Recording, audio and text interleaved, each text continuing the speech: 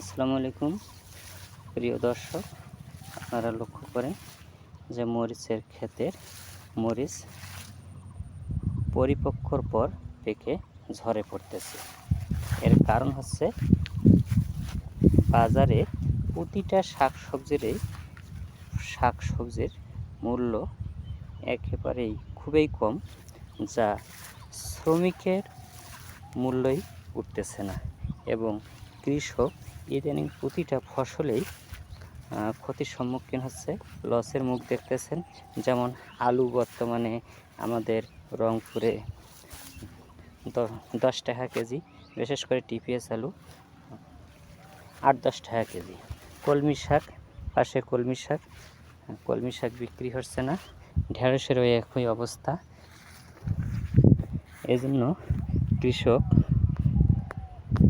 চাষাবাদে অনীহা দেখা দিচ্ছে এবং চাষাবাদে তাদের আগ্রহ হারিয়ে ফেলতেছে। ধন্যবাদ। আসসালামু আলাইকুম।